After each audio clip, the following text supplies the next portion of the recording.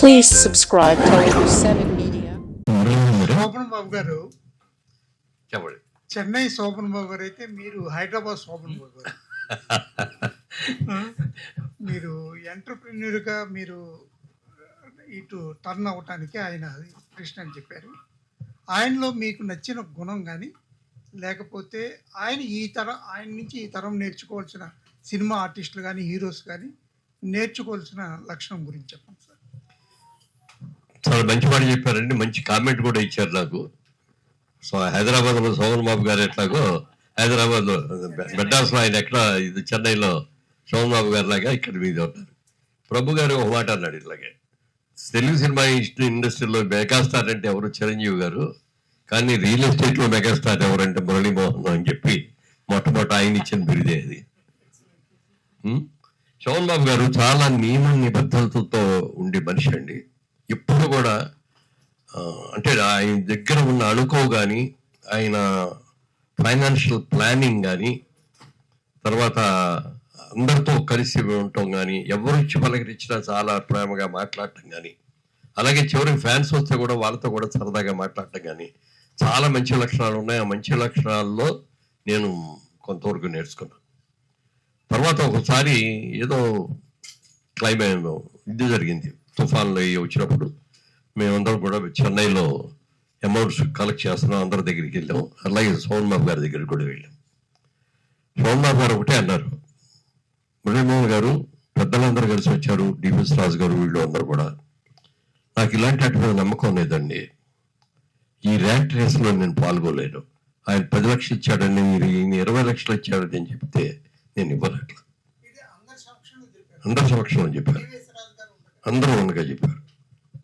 చెప్పి నేను చాలా వాటికి చేస్తున్నాను, నేను చేసే సహాయం ఎవరికి ఏమీ చెప్పను, నేను గోప్యంగా చేస్తాను, అది పబ్లిసిటీ చేసుకోవడం అని చెప్పి ఆయన చేసింది కూడా, అది కూడా నాకు బాగా నచ్చింది.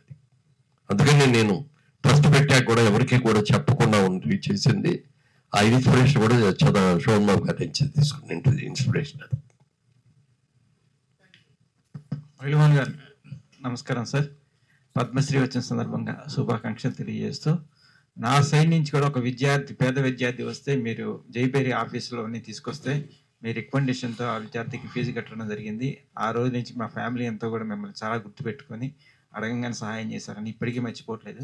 ప్రెస్ మీట్కి వెళ్తున్నాను, ఎక్కడికంటే మురళీమోహన్ గారు ప్రెస్ మీట్ ది బెస్ట్ కార్యక్రమం అసోసియేషన్ చేస్తుందంటే వెళ్ళి తొందరగా వెళ్ళినారు. సో సంతోషం సార్. సో ప్రశ్న ఏంటంటే, ఎన్నో క్యారెక్టర్స్ చేశారు, అన్ని రకాలు చేశారు. సో మిగిలిపోయి ఈ క్యారెక్టర్స్ చేయలేదు అని వ్యక్తిగతంగా ఒక కెరీర్ పరంగా ఏమైనా ఉన్నాయా? చాలా మంది ఇట్లా క్వశ్చన్ అడిగినప్పుడు సలహాలు చెప్తారు, నేను అది చేద్దాం అనుకున్నా, ఇది చేయలేకపోయింది. నేను ఆ మాట ఎప్పుడు అనదలుచుకోలేదు. ఎందుకంటే నేను సినిమా నటుడు అవుతాడని నా మీద నాకే నమ్మకం లేదు. అలాంటిది అనుకోకుండా ఛాన్స్ వచ్చిన దానికి వచ్చాను, ఎంటర్ అయ్యాను. ఏ క్యారెక్టర్ ఇస్తే ఆ క్యారెక్టర్కి నేను ఎలా బాగా చేయాలో అని చూసి ఆలోచించే చేశాను తప్ప, అయ్యో నేను ఆ క్యారెక్టర్ చేయలేకపోయాను, ఈ క్యారెక్టర్ చేయలేకపోయాను అనేటువంటి భావన నాలో ఎప్పుడు కలగల. ముఖ్యంగా మాత్రం ముద్దబంది పువ్వు అని దాసరి గారి డైరెక్షన్లో సినిమా చేశాం. అందులో భక్త ప్రేమికుడిగా సెకండ్ హాఫ్లో తాగుబోతుంటాడు. ఆయన బాగా దగ్గర నుంచి ఎలా చేయాలో చెప్పారు, నేను అలాగే చేశాను. దాసరి గారు కూడా అన్నారు, రేపు పొద్దుడితో నీ జాతకం మారిపోద్దాయా మురళీమోహన్ అన్నారు. అప్పట్లో ఏదైనా సినిమా రిలీజ్ అవుతాను అందరూ విజయవాడ వెళ్ళేవాళ్ళం టాక్ తెలుసుకోవడానికి. దాసరి గారు, నేను ఇంకొక ప్రొడ్యూసర్ వాళ్ళందరూ కలిసి వెళ్ళాం అక్కడికి. సినిమా చూస్తున్నాం, సగం సినిమా అయిపోయింది, బాగుందన్నారు. ఇంటర్వ్యూలో ఒక టాక్ బాగా వచ్చాను. సెకండ్ హాఫ్లో భగ్న ప్రేముడిగా తాగుబోతు క్యారెక్టర్ మొదలైంది. మొదలవగానే సినిమా ఇండస్ట్రీలో హూట్ చేయటం మొదలెట్టారు. ఎందుకు హూట్ చేస్తున్నారు నాకు అర్థం కాల. నేను సరిగ్గా చేయలేదు, నువ్వు హూట్ చేస్తున్నారా లేకపోతే ఏమిటి నాకు ఆ రోజు నాకు ఎంతసేపు ఆలోచించినా అర్థం కాల. గురుగారి దేవత అన్న, సార్ వెళ్ళిపోతాం సార్, వాళ్ళందరూ హూట్ చేస్తారని నేను తట్టుకోలేకపోతున్నానండి అన్న. ఉండు అన్నారు. కాదు వద్దండి, వెళ్ళిపోతాను, పోయి మీరు కూర్చొని నేను వెళ్తానన్న. సరే, ఆయన కూడా లేచి వచ్చారు, వెళ్ళిపోయాం. తర్వాత ఎంక్వైరీ చేశాను, ఎందుకు వచ్చింది ఈ హూట్ చేస్తే.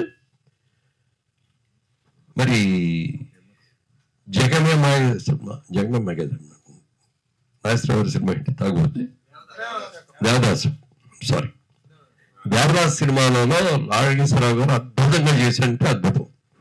చాలా లాంగ్వేజ్లో చేశారు, అన్ని లాంగ్వేజ్లో కూడా చేస్తే ఆ హీరోలు కూడా వాళ్ళందరూ కూడా మా అందరి హీరోలకు కూడా నాగేశ్వరరావు గారు చేసిన దేవదాస్ ఎక్సలెంట్ అనేది ఆయనకి ఆ బిరుదు కూడా ఇచ్చారు.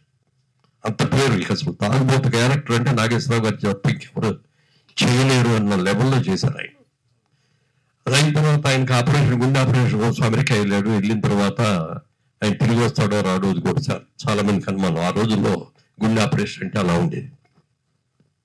కృష్ణ గారు డేరింగ్ ఏం చేయాలన్నా ఆయన చేయాల్సిందే. అల్లూరు సీతారామరాజు రామారావు తీద్దాం ఉన్నారు, ఆయన నీళ్ళైపోయారు, ఆయన తీశాడు, పెద్ద హిట్ అయింది. అలాగే ఆయన మనసులో వచ్చింది దేవదాస్ మనం ఎందుకు చేయకూడదు అనే సలహా వచ్చింది. వచ్చిన తర్వాత కొంతమంది దగ్గర తెలిసిన వాళ్ళు వద్దండి అది నాగేశ్వరరావు బ్రహ్మాండంగా చేశారు, మళ్ళీ కాంట్రవర్సీ వద్దండి అన్నా కూడా నేను చేస్తాను అని చెప్పి. ఆ రోజుల్లో టెక్నాలజీ లేదు, బ్లాక్ అండ్ వైట్ లో సినిమా, నేను సినిమా స్కోప్ లో తీస్తాను, కలర్ లో తీస్తాను, టెక్నాలజీగా బ్రహ్మాండంగా చేస్తాం, మ్యూజిక్ కూడా బాగా చేయిస్తాం అని చెప్పి చాలా కష్టపడి చేశారు. సినిమా బాగా నటించారు, మంచి వార్తలు వచ్చినాయి. సినిమా రిలీజ్ అయింది. సినిమా రిలీజ్ అయిన తర్వాత ఆ తాగుబోతు సీన్ రాగానే జనం అందరూ హూట్ చేయడం మొదలెట్టారు. అంటే నేను బాగా చేయలేదని కాదు, హూట్ చేయడానికి కారణం నాగేశ్వరరావు అప్పుడు ఫ్యాన్స్ కూడా ఎక్కువగా ఉండే. NTR fans, Nageswara Rao fans, Krishna fans, Sohan Nag fans అని ఇట్లా ఒకరి సినిమాల మీద ఒకడు దుమ్మెత్తి పోసుకుంటూ ఉండేవాడు, లేకపోతే పేడలు పట్టు ఏదో చేయటం, ఇట్లాంటివన్నీ కూడా జరుగుతున్నాయి రోజులు. అది అలా చేశారు. చేసిన తర్వాత మరి ఈ పాత దేవదాసుని కూడా రిలీజ్ చేశారు. పాత దేవదాసు 100 రోజులు ఆడింది, ఇదేమో 50 రోజులు ఎంతో ఆడింది. ఇది కూడా సక్సెస్, ఫెయిల్యూర్ ఫ్లాప్ కాదు ఇది. కాకపోతే కాంట్రవర్సీగా హూట్ చేయటం అది జరిగింది. ఆ తర్వాత నేను నటించిన ముద్దబంతి పువ్వు వచ్చింది. ఆ రోజు ముద్దబంతి పువ్వు రాగానే కృష్ణ గారి ఫ్యాన్స్ కానీ, నాగేశ్వరరావు గారి ఫ్యాన్స్ కానీ, ఇంకా కొంతమంది కానీ వీళ్ళందరూ హూట్ చేశారు. అంటే ఒక ల్యాండ్ మార్క్ గా నాగేశ్వరరావు గారు ఉన్నారు, నాగేశ్వరరావు గారు చేసిన క్యారెక్టర్ మళ్ళీ ఒకరు చేసి మీరెవరు కూడా ఆయన్ని మించలేరు అన్న లెవెల్లో ఎవరికి కూడా ఇందులో నా మీద చెడు భావం కానీ ఇంకోటి కానీ కాదు. కాకపోయినప్పటికీ అది హూట్ చేశారు. అప్పటి నుంచి అనుకున్నా తాగుబోతు వేషం మాత్రం చేయకూడదు. ఏది చేద్దామో అని అనుకున్నానో నాకు చెప్పలేదు, కానీ ఇది చేయకూడదని మాత్రం అనుకున్నాను. అలాగే ఇంకో సినిమాలో శారద గారు హీరోయిన్, నేను హీరో. అది అందులో కమల్ హాసన్ ఎర్లీ డేస్ లో వేసిన క్యారెక్టర్ లాంటిది అనమాట. లవ్ బాయ్ లాగా ఇది చేస్తాడు హీరో. ఒక అమ్మాయి పరిచయంగానే అమ్మాయిని చూస్తాడు, అన్ని చూస్తాడు. ఓ బ్లాక్ బోర్డు పెట్టుకుని దాని మీద అమ్మాయి అందంగానే ఉంది, ఆస్తి ఇదిగో ఇంత ఉంది, ఉద్యోగం ఇది చేస్తుంది, ఈ అమ్మాయిని చేసుకుంటే మనకు లాభం ఎంత అని క్యాల్కులేట్ చేసుకుంటాడు. ఈ లోపల ఇంకో అమ్మాయి పరిచయంగానే దాని పక్కన ఇంకో టేబుల్ వేస్తాడు. ఈ అమ్మాయి అయితే ఈ అడ్వాంటేజ్లు ఏంటి, డిసడ్వాంటేజ్లు ఏంటి, అలా అమ్మాయిలు మారిపోతూ ఉంటారు. అది సినిమా రిలీజ్ అయితే సక్సెస్ కాలేదు. దానికి కారణం ఎవరు అంటే నేనే. ఎందుకంటే నన్ను మురళీమోహన్ అనగానే ఒక భావన, నీతిగా ఉంటాడు, నిజాయితీగా ఉంటాడు, శ్రీరామచంద్రుడు, ఇట్లాంటివన్నీ ఎస్టాబ్లిష్ అయిపోయినాయి అప్పటికి. నేను ఆ క్యారెక్టర్ అట్లా చేయటం అనేది జనానికి నచ్చలేదు. అందుకని గిరిబాబు వరకు చేసావు, నువ్వు సేఫ్టీ ఉన్నావు. మోహన్ బాబు పేరు చదువుతావు, లేపుతాడు నేను పైకి. అయ్యొద్దులేదు ఆ పేర్లు వద్దు కూడా. సరే, అందుకని అక్కడి నుంచి కూడా నెగిటివ్ షేడ్ ఉండదు, నేను చేయనండి అన్న. కానీ రీసెంట్ గా నెగిటివ్ షేడ్ చేశారు ఈ వయసులో. ఒక రోజు నాకు ప్రొడ్యూసర్ గారు వచ్చి కథ చెప్పారు. డైరెక్టర్ గారు వచ్చి, డైరెక్టర్ ప్రొడ్యూసర్ కూడా అయినా బాగుంది కథ, మీడియా కథే.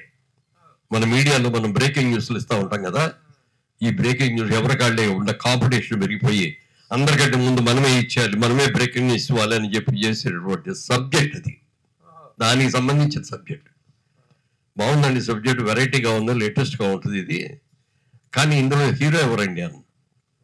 హీరో మీరేనండి అన్నాడు. నేను హీరో ఏంటి, పిక్చర్లాగా ఉన్నా, నా వయసు అయిపోయింది, తాత వేషం, నాన్న వేషం, ఇంకో వేషం, లేకపోతే ప్రొఫెసర్ వేషం అట్లాంటిది ఇవ్వాలి కానీ నాకు అదేంటి హీరో అంటే. కాదండి, ఇందులో మెయిన్ క్యారెక్టర్ ఒక ఛానల్ చైర్మన్. ఆ ఛానల్లో మీ ఛానల్ అనమాట. ఆ ఛానల్లో మీరు ఎలా ఇట్లాంటి ప్రాబ్లం వస్తే ఎలా చేశారు అనే దాని మీద సబ్మించింది అన్నారు. నాకు నచ్చింది, అది చేశాను. సినిమా పూర్తయింది. మరి జనంలోకి వచ్చిన తర్వాత అది సక్సెస్ అవుద్దా లేదా అనేది పక్కన పెడితే ఒక న్యూ సబ్జెక్ట్, మన మీడియాకి సంబంధించిన సబ్జెక్ట్ ఇది ఇవాళ అట్లాంటి బ్రేకింగ్ న్యూస్ల మూలంగా చాలా చాలా ఇబ్బందులు కూడా జరుగుతున్నాయి కొంతమందికి. మీకు అందరికీ తెలుసు, చంద్రమోహన్ గారు శుభ్రంగా ఉన్నప్పుడే చంద్రమోహన్ గారు చచ్చిపోయారు అన్నారు, కోట శ్రీనివాసరావు గారు చచ్చిపోయారు అన్నారు, ఇంకోళ్ళు ఎవరో చచ్చిపోయారు అన్నారు. మర్నాడు వాళ్ళే ప్రెస్ మీట్ పెట్టి బాబు నేను చచ్చిపోలేదు, ఇంకా నేను బతికే ఉన్నాను, ఆరోగ్యంగానే ఉన్నానే చెప్పాల్సిన పరిస్థితులు కూడా వచ్చాయి.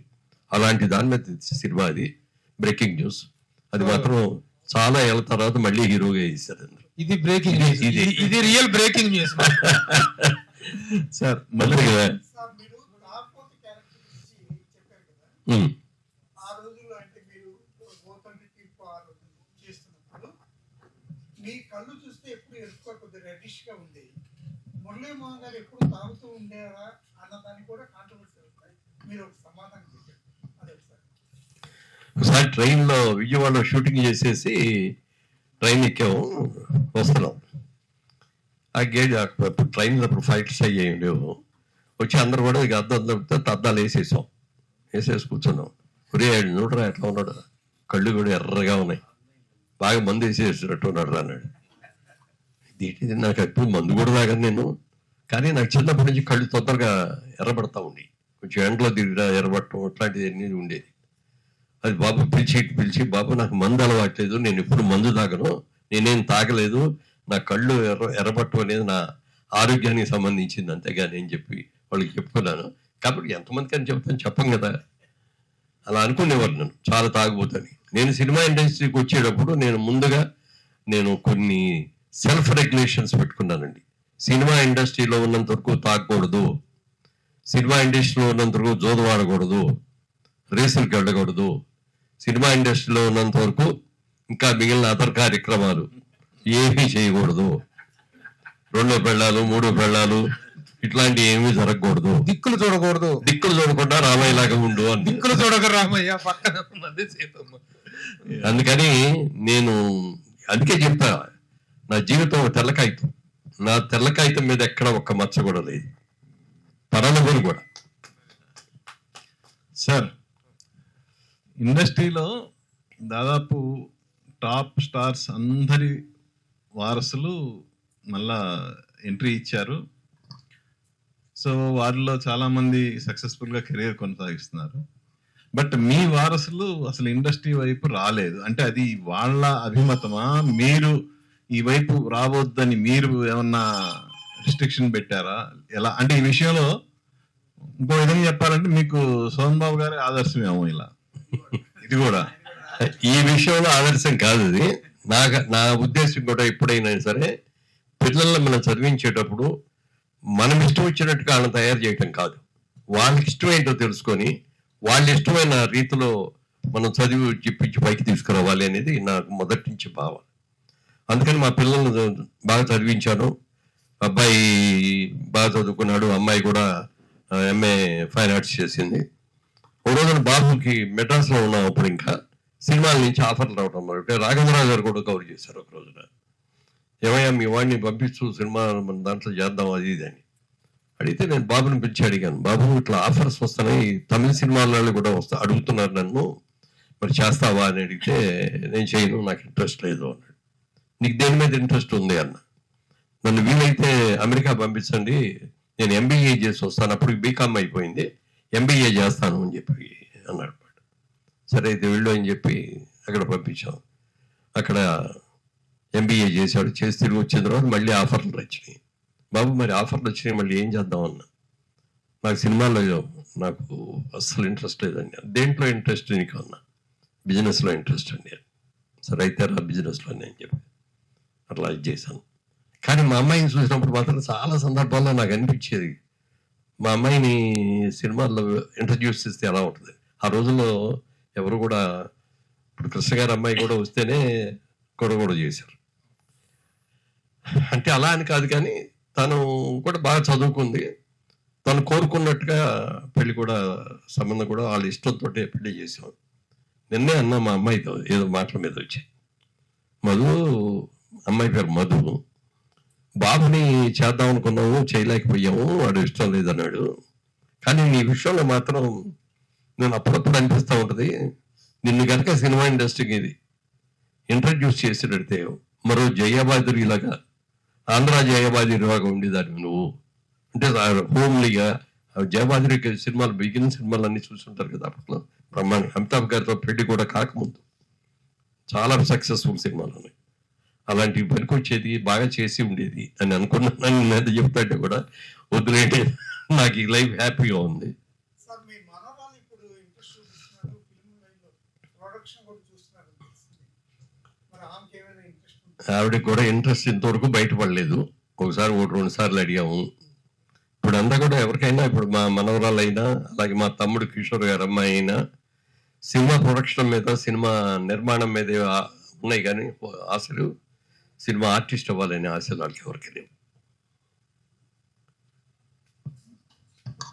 నమస్తే అండి, ప్రకాష్ అండి. ఆ, మీరు జన్మతః మాగంటి వారి అబ్బాయి, సినిమా రంగంలో నిర్మాతగా, హీరోగా వారాల అబ్బాయి. మీ సినిమాలన్నీ 10 వారాలకు పైగా ఆడాయి, 100 రోజులు చేసుకున్నాయి. అయితే మీరు అతడు సినిమా తర్వాత నిర్మాణానికి చాలా దూరంగా ఉన్నారు. మీ తాలూకు అభిరుచి ప్రకారం చూస్తే వారాల అబ్బాయి కానీ, పిచ్చిపంతులు కానీ, ఓ తండ్రి తీర్పు కానీ, శ్రావణ మేఘాలు, రాజేశ్వరి కళ్యాణం అన్నీ కూడా ఒక సెన్సిబుల్ మూవీస్. నేను దాదాపు ప్రతి 3 నెలలకు ఒకసారి వారాల అబ్బాయి చూస్తాను. కరువు తీరా కన్నీళ్ళు పెట్టుకుంటాను. నిజంగా అందులో సత్యనారాయణ గారి వేషం, మన ప్రభాకర్ రెడ్డి గారి బ్రదర్స్ పిచ్చెక్కిపోదు సార్ అసలు. అవును. అట్లాగే నేను ప్రతి 2-3 నెలలకు ఒకసారి జ్యోతి సినిమాలో పాటలు, కల్పన సినిమా పాటలు, జేబుదొంగలో మీ మీద ఉన్న పాట, అమరదీపంలో మీ మీద ఉన్న పాట, ఖచ్చితంగా నేను 2 నెలలకు ఒకసారి కోర్సు లాగా ఓ క్యాప్సూల్ వేసుకున్నట్టుగా అది మానసిక వికాసానికి, మనోల్లాసానికి, మనోమయ కోశ శుద్ధికి అది చేస్తుంటాను నేను. మీరు సినిమా నిర్మాణం ఆపేయటం వల్ల ఒక మంచి సినిమాలు చూసే అవకాశం ప్రేక్షకులకి మిస్ అయిపోతున్నారు అనేటువంటి భావన నాకు కలుగుతా ఉంది. అయితే అతడు సినిమా విషయంలో కొంచెం మీరు అసౌకర్యానికి లోనవుట్, ఇదంతా మనకు తెలిసిన విషయమే. అయితే అది మర్చిపోయి మీరు, మన కిషోర్ గారు చాలా మంచి సినిమాలు తీశారు. ఇప్పుడు ఆవిడ మా ఆవిడ నాగార్జున గారు తీశారు, పెద్ద సినిమాలు తీశారు, భారతంలో బాలచంద్రుడు. సంక్షిప్తంగా ఉండదు. ఇప్పుడు కూడా మళ్ళీ ఇప్పుడు చిన్న సినిమాకు కూడా మంచి రోజులు వచ్చాయి, కంటెంట్ బాగుంటే సినిమాలు బాగా ఆడుతున్నాయి. కాబట్టి మళ్ళీ మీరు నిర్మాణంలోకి వస్తే బాగుంటుంది అని అనిపిస్తా ఉంది. మీరేమంటారు? రావాలనే కోరిక మనసులో ఉందండి. యాక్చువల్గా ఏమైందంటే అతడి సినిమాలో కూడా డిసప్పాయింట్మెంట్ అనేది లేదు, బాగానే ఆడింది, మంచి పేరు వచ్చింది. ఇప్పటికీ కూడా ఆ సినిమా గురించి ఎక్కడికి వెళ్ళినా కూడా మాట్లాడతారు. అది మాటలు, అందులో డైలాగులు కానీ, పాటలు కానీ, కామెడీ సీన్లు కానీ, ఎవ్రీథింగ్ చాలా సక్సెస్ఫుల్. అయితే ఏంటంటే మేము మొదటి నుంచి కూడా, మొదటి సినిమా దగ్గర నుంచి జగమేమాయి, అది వారాల అబ్బాయి ఫస్ట్ సినిమా జేబేరి బ్యానర్ మీద, దానికి ముందు మురళీ చిత్రాన్ని బ్యానర్ పెట్టి దాంట్లో రామదండు సినిమా చేసాం, పిల్లల సినిమా. అది కూడా బాగా సక్సెస్ అయింది. మాకు ప్లానింగ్ ఏంటంటే ఎప్పుడు కూడా మేము పేపర్ మీద ప్లాన్ చేసుకుంటాం. సినిమా అనగానే దీనికి క్యాస్టింగ్ ఎంత అవుతుంది, ప్రొడక్షన్ ఎన్ని రోజులు పడుతుంది, ఎంత అవుతుంది అని మేము బడ్జెట్ వేసుకుంటాం. ఆ బడ్జెట్కి 10% అటు ఇటే తప్ప ఎప్పుడు కూడా బడ్జెట్ 10% దాటి ఇంకో చోటికి వెళ్ళడం అనేది జరగల. తర్వాత 3 నెలల్లో, ఇవాళ సినిమా మొదలు పెడితే 3వ నెలలో ఖచ్చితంగా 100వ రోజు నాటికి సినిమా రిలీజ్ అవ్వాలి అనేది ఒక పద్ధతి పెట్టుకుని, పద్ధతి ప్రకారం చేసాం సిస్టమేటిక్గా. అది అతని దగ్గరకు వచ్చినప్పుడు అట్లా చేయలేకపోయాం. బహుశా అప్పటికి పద్ధతులు మారినాయి, చాలా మారినాయి, టెక్నాలజీ మారింది, ఇవన్నీ అవటం మూలంగా. అసౌకర్యం అంటే సినిమా సక్సెస్ డబ్బుల గురించి కాదు, ప్లానింగ్ లేకుండా అయిపోయింది. సినిమా బడ్జెట్ ఏంటో తెలియకుండా అయిపోయింది, ఎప్పుడు పూర్తి అవుతుందో కూడా తెలియదు అనేటువంటి భావన కలిగిన మాట మాత్రం వాస్తవమేనండి. అలా అని మీకు చెప్పి మానలేదు. కానీ అప్పుడే ఆ సినిమా జరుగుతూ ఉండగానే రాజకీయ ఎంట్రీ జరగటం, ఒకసారి నా కాన్సన్ట్రేషన్ అందులో దిగిన తర్వాత, ఇందాక ప్రభు గారు చెప్పినట్టుగా ఫస్ట్గా నిలబడింది రామారావు గారు. ఫస్ట్లో అడిగారండి పిలిచి, మేము అప్పుడు మనందరం కూడా మెడ్రాస్లోనే ఉన్న రోజుల్లో వచ్చి అడిగితే, మీరు ఎంపీగా పోటీ చేయండి అంటే నేను చెప్పాను, సార్ మీలాగా సాక్రిఫైస్ చేసి నేను రాలేనండి, నాకు ఇంకా చాలా బాధ్యతలు ఉన్నాయి, పిల్లలు చదువుకుంటున్నారు, ఇటు ఇటు కాకుండా అవటం నాకు ఇష్టం లేదని చెప్పి అని చెప్తే పాప కన్విన్స్ అయ్యారు ఆయన.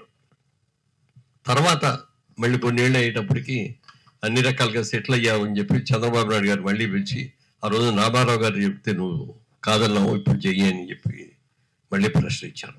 అప్పుడు కూడా నో అని చెప్పి ఇంటికి వెళ్ళిపోతే, మరి కోడెల శివప్రసాద్ గారు కమ్మంబాటి రామ్మోహన్ గారిని పంపించి ఎలా అయినా సరే ఒప్పించి తీసుకురా అన్నారు. దాదాపుగా 5 గంటల సేపు మా ఇంట్లో కూర్చొని నన్ను కన్విన్స్ చేసి ఒప్పించారు. ఆ దిగిన తర్వాత ఫస్ట్ ఎలక్షనే నా ప్రభు చెప్పినట్టుగా గెలిచి ఓడిపోయాను. టీవీలో కూడా వచ్చేసింది గెలిచారు అది ఇదని. అంటే 7 కాన్స్టిట్యున్సీస్ ఉంటాయి ఎంపీకి. 6 కాన్స్టిట్యున్సీస్లో 40,000 మెజారిటీ వచ్చింది. ఈ లాస్ట్ ఇంకొక కాన్స్టిట్యున్సీ ఉంది, దాంట్లో కూడా ఇంకా అవ్వలేదు ఇంకా కౌంటింగ్. అది ఏం జరిగిందో నాకు తెలుసు కానీ చెప్పలేను. అది రాజకీయంగా నన్ను కావాలని ఓడించారు అక్కడ. నన్ను ఓడించాలని అది కాకుండా అక్కడున్న కాంగ్రెస్ క్యాండిడేట్ని గెలిపించుకోవడం కోసం చేశారు. ఇప్పుడు సెంట్రల్ గవర్నమెంట్లో కాంగ్రెస్ వస్తుంది, స్టేట్ గవర్నమెంట్లో కాంగ్రెస్ వస్తుంది, మాకు రాజమండ్రి నుంచి ఎంపీగా ఆయన కావాలి, ఉండవల్లి గారు కావాలి అని చెప్పి ఇచ్చి నన్ను మేనేజ్ చేశారు. ఓడిపోయాను. ఓడిపోయిన తర్వాత పట్టుదల పెరిగింది. ఇంతవరకు జీవితంలో నేను ఎక్కడ ఓడిపోలేదు. ఎక్కడైతే ఓడిపోయామో, ఎక్కడ పోగొట్టుకున్నామో అక్కడే ఎత్తుక్కోవాలి అని చెప్పి 5 ఏళ్ళు అక్కడే ఉండి, రాజకీయంలో నేను ఎంపీని కాకపోయినా కూడా అన్ని రోజులు అక్కడే ఉండి 5 సంవత్సరాలు కూడా సంక్షేమ కార్యక్రమాలన్నీ కూడా సొంత డబ్బులతో ఖర్చు పెట్టి, ఆ తర్వాత మళ్ళీ అదే కాన్స్టిట్యున్సీలో 175,000 మెజార్టీతో గెలిచి, నేను గెలవటమే కాకుండా నా 7 ఎమ్మెల్యేని కూడా గెలిపించుకున్నాను. ఇక అంత కాన్సన్ట్రేషన్ ఇదిలో ఒక 10-15 ఏళ్ళు జీవితం అంతా రాజకీయం వెళ్ళిపోయింది. మళ్ళీ వచ్చి సినిమా తీద్దాం అనుకునేటప్పటికీ సినిమా ఇండస్ట్రీ ఆ రోజుకి ఈ రోజుకి చాలా మార్పు వచ్చాయి. టెక్నాలజీగా అద్భుతంగా పెరిగింది. మంచి మంచి సబ్జెక్టులు చేస్తారు.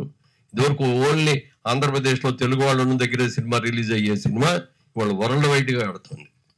సాంకేతికంగా గొప్ప వాళ్ళు వచ్చారు. సాంకేతికంగా కూడా ఎన్నో డెవలప్మెంట్స్ వచ్చినాయి. మరి దీన్ని నేను దాంట్లోకి ఎమర్జీ అవడానికి కొంచెం టైం పట్టేటట్టు ఉంది. ఆ టైం తీసుకొని పెద్ద సినిమాల జోలికి వెళ్ళదు, కానీ మళ్ళీ ఇందాక మీరు అన్నట్టుగా చిన్న సబ్జెక్టులు కూడా బాగా తీస్తే బ్రహ్మాండంగా సక్సెస్ అవుతాయి అని దాన్ని చూసుకొని దానికి తగ్గట్టుగా సినిమా మొదలు పెడతాం. సార్, ఇప్పుడు మా అసోసియేషన్ హైదరాబాద్ ఫిల్మ్ నగర్లో ఎస్టాబ్లిష్ కావడానికి ప్రారంభంలో అక్కినేని నాగేశ్వరరావు గారు మీరు సమిష్టిగా చేసిన ప్రయత్నం కానీ కృషి కానీ మరువలేనిది.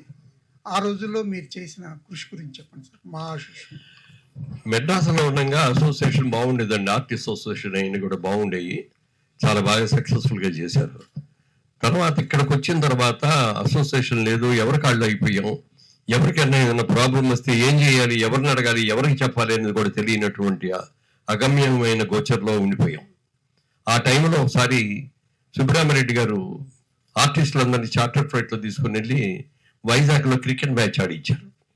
ఆ క్రికెట్ మ్యాచ్ అయిపోయి తిరిగి వచ్చాడు. ఫ్లైట్లో ఆ రోజు నేను అన్న, చిరంజీవి గారు వీళ్ళు అందరూ ఉన్నారు, ఏమంటే ఇట్లా మనకి ఆర్టిస్ట్ అసోసియేషన్ లేదు, పెద్ద ఆర్టిస్టు పెద్ద హీరోకి అక్కర్లే, మీ సమస్యలు మీరే సాల్వ్ చేసుకోగలరు. చిన్న ఆర్టిస్టులకు ఎదురు వచ్చితే ప్రాబ్లం ఎవరి దగ్గరికి వెళ్ళాలి, ఏం చెప్పాలి, ఎలా చేయాలి అనేటటువంటి చాలా సమస్యలు వస్తున్నాయండి. అసోసియేషన్ పెడితే బాగుంటుంది అని ఆ ఫ్లైట్లో వచ్చేటప్పుడు ఎయిర్లో చెప్పగానే అందరూ సపోర్ట్ కొట్టారు. డెఫినెట్గా పెట్టుకుందాం అన్నారు. మర్నాడు అందరూ కలిసి రామానాయుడు గారి స్టూడియోలో కూర్చొని చేసుకున్నాం. ఫస్ట్ 6 months ఒక నామినేటెడ్ బాడీ లాగా వేసుకొని తర్వాత 1 year తర్వాత 2 years తర్వాత ఎలక్షన్ పెట్టుకుందాం అని అనుకున్నాం. అప్పుడు అందరూ కూడా యునానిమస్గా చిరంజీవి గారిని అడిగాం.